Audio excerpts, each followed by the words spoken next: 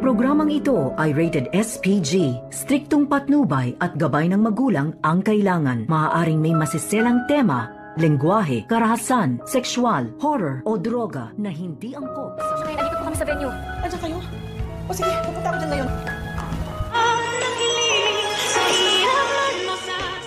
Narito na nga ang ating pagkabangan ngayong Sabado sa Abot Kamay na Pangarap. Hindi nga pinagbigyan itong si Giselle sa pakiusap niya dito kay Eric na sana raw ay tulungan siyang makasama ang kanilang anak na si Justin kahit isang araw lang.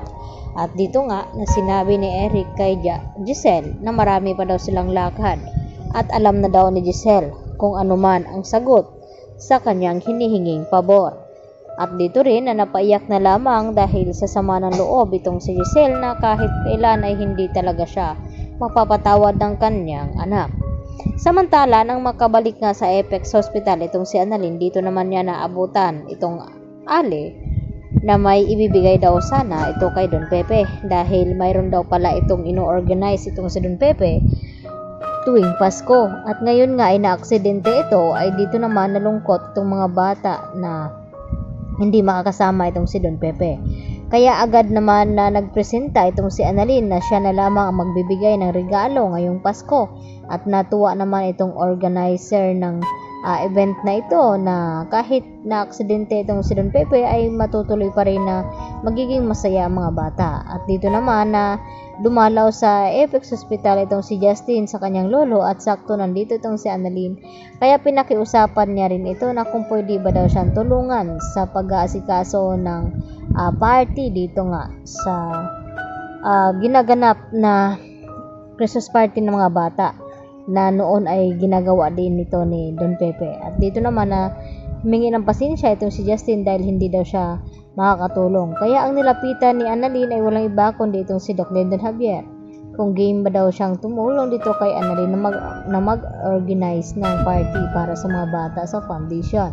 At dito naman ay hindi tinanggihan ni Doc Lyndon Javier.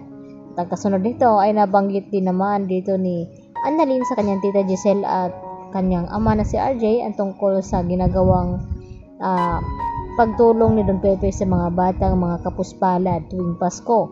At dito nga nahumanga itong si Giselle dahil marami daw talagang inilihim ang kanilang ama. At dito naman na natuwa itong si Giselle at sinabi dito kay Annalyn na tutulungan niyang mag-asikaso dito nga sa event na gagawin. At siya na nga ang naghanap ng venue kung saan magsiselebrate sila.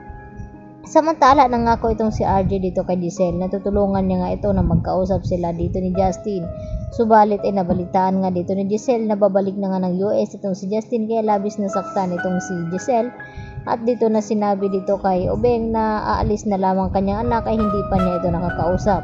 Kaya inakala ni Giselle na hindi na daw talaga sila magkikita. Subalit tumawag itong si Annalyn na hindi pa daw huli ang lahat at naroon nga itong si Justin sa venue kung saan gaganapin itong Christmas party ng mga bata.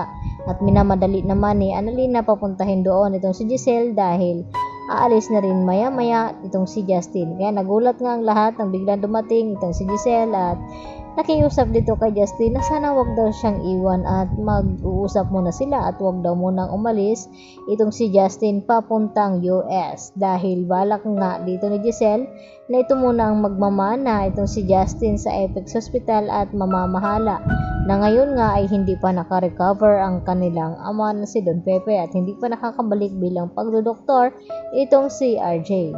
At yan naman ang ating pagkatutukan at aabangan kung mapagbigyan nga ba ni Justin ang hiling ng kanyang ina at kung magkakaroon nga ba ito ng awa na manatili muna dito kay Giselle at huwag munang umalis papuntang US.